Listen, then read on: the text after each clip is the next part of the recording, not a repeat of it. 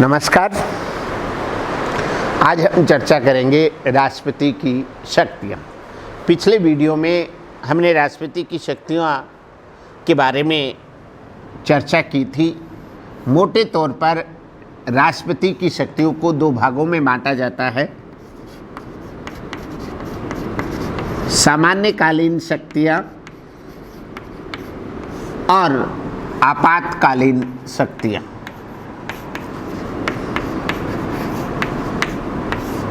पिछले वीडियो में हमने राष्ट्रपति की सामान्यकालीन शक्तियों के बारे में पढ़ा था। अब हम आपातकालीन शक्तियों के बारे में चर्चा करेंगे। राष्ट्रपति की आपातकालीन शक्तियों से संबंधित प्रावधान जर्मनी के वाइमर संविधान से लिए गए। सामान्यतः विश्व के अधिकांश देशों में आपातकाल से संबंधित प्रावधान संविधान के अंदर सम्मिलित नहीं होते हैं, किंतु भारत के संविधान में इसका विस्तार से उल्लेख मिलता है। अनुच्छेद 352 से लेकर अनुच्छेद 360 तक इसका उल्लेख मिलता है।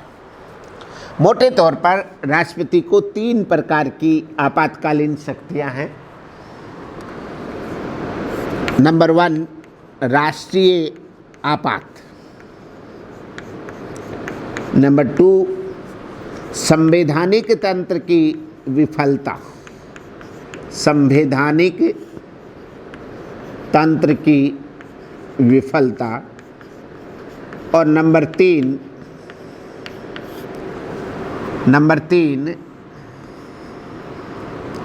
वित्तीय आपातकाल। वित्तीय आपातकाल।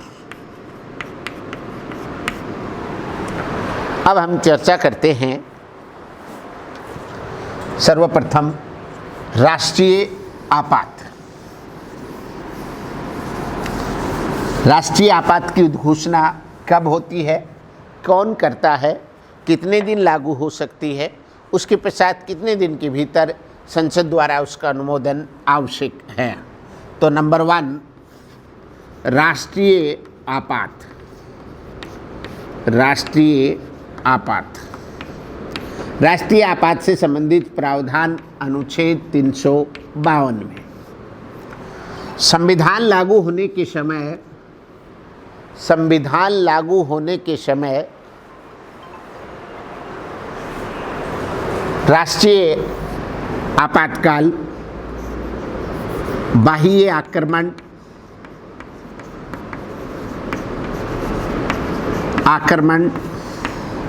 युद्ध एवं आंतरिक अशांति के आधार पर लगाया जा सकता था। बाह्य आक्रमण, युद्ध एवं आंतरिक अशांति के आधार पर लगाया जा सकता था। इस आधार पर किंतु 44वें संविधान संशोधन द्वारा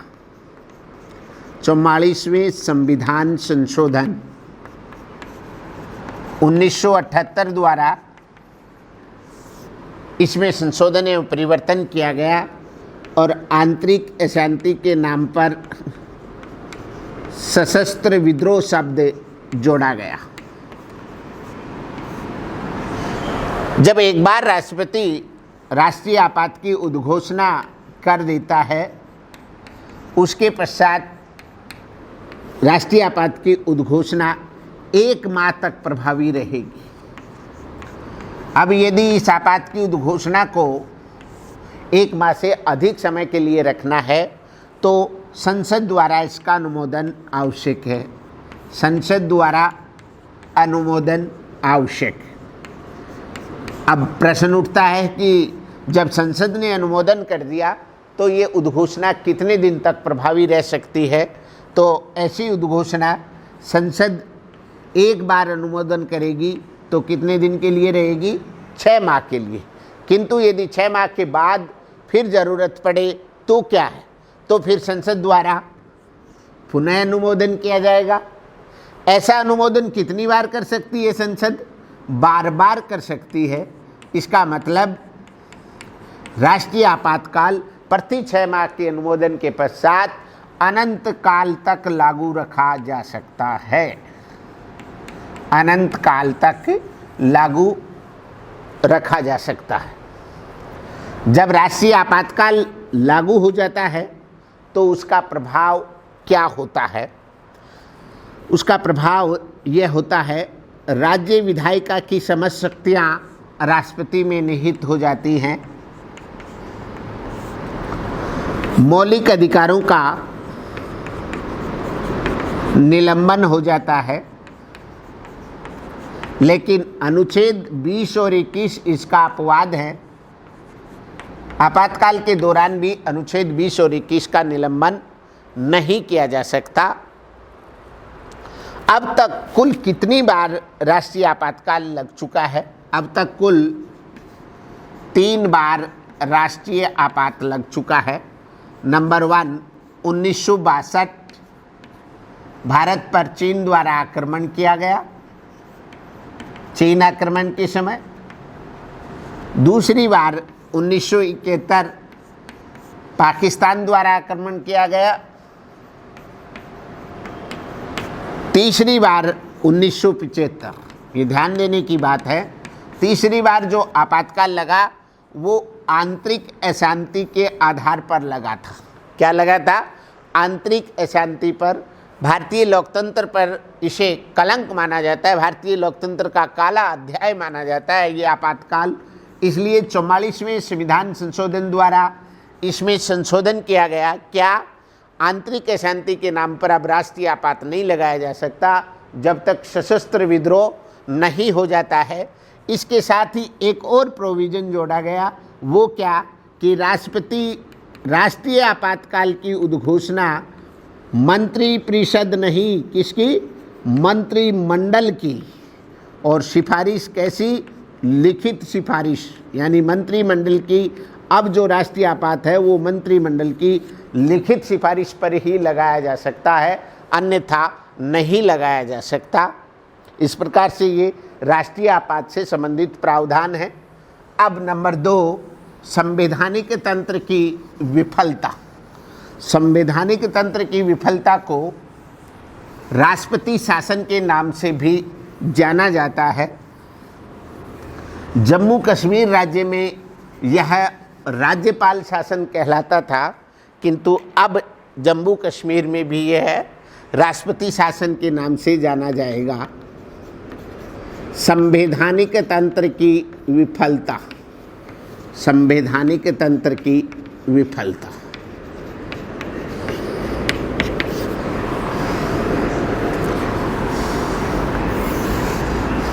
जिसे राष्ट्रपति शासन, लोकप्रिय नाम क्या है इसका?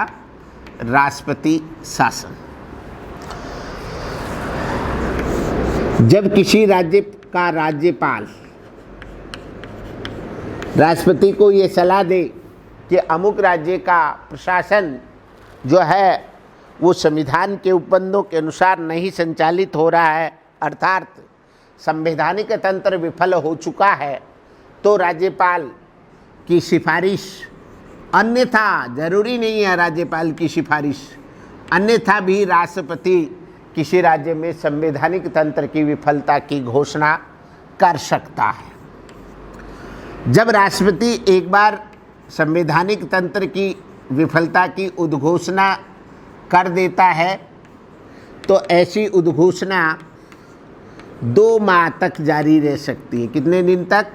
2 माह तक। देखिए, राष्ट्रीय आपात कितने दिन जारी रह सकता है? 1 माह।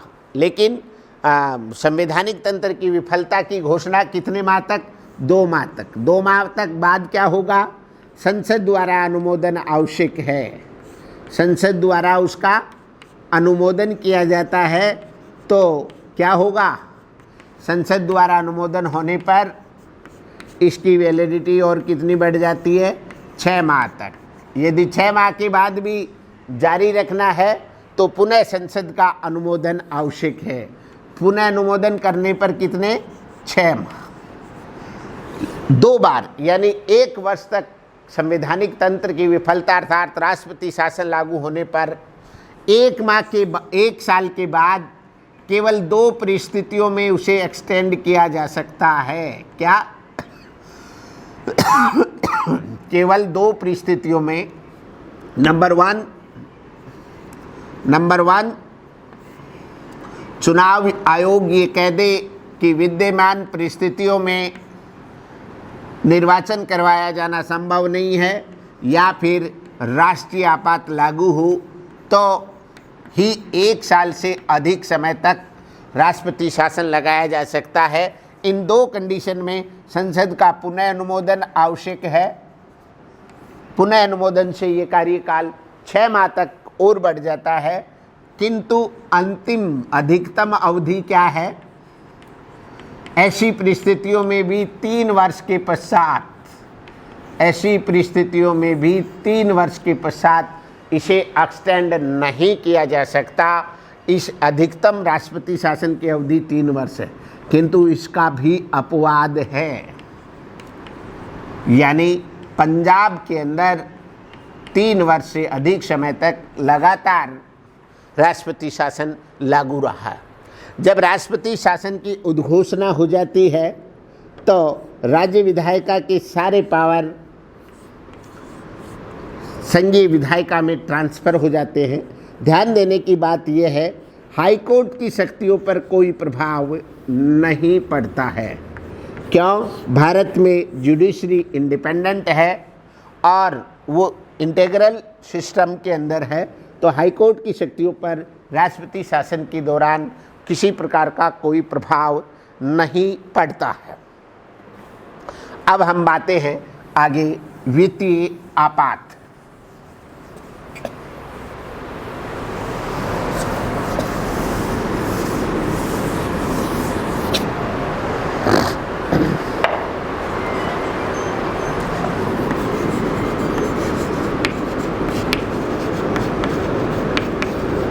वित्तीय आपात से संबंधित प्रावधान अनुच्छेद 360 में है। वित्तीय आपात जो है भारत की वित्तीय साख को खतरा उत्पन्न होने पर, भारत की वित्तीय साख को खतरा उत्पन्न होने पर किया जा सकता है। क्या? कब किया जा सकता है? भारत की वित्तीय साख को अगर खतरा उत्पन्न हो गया है तो ऐसा किया जा सकेगा। ऐसा राष्ट्रपति जब उद्घोषणा करता है तो ऐसी उद्घोषणा 2 माह तक जारी रह सकेगी। इससे अधिक अवधि के लिए आगे संविधान में किसी प्रकार का उल्लेख नहीं मिलता है और अब तक ऐसी स्थिति नहीं आई है कि वित्तीय आपात की उद्घोषणा करनी पड़ी। इसलिए इसमें ज़्यादा विस्तार से कोई ज़्यादा बातें नहीं है। 2 बातें ध्यान रखने की है कि वित्तीय आपात किस अनुच्छेद में है? 360 में। और इसकी उद्घोषणा कौन करता है? राष्ट्रपति करता है। कब? जब देश की वित्तीय साख को खतरा उत्पन्न हो जाए और ये 2 माह तक जारी रख सकती है। और वित्तीय आपात के दौरान सभी सार्वजनिक सरकारी कर्मचारियों एवं अधिकारियों के वेतन को घटाया जा सकता है। धन्यवाद। अगले वीडियो में हम चर्चा करेंगे भारतीय संसद के बारे में।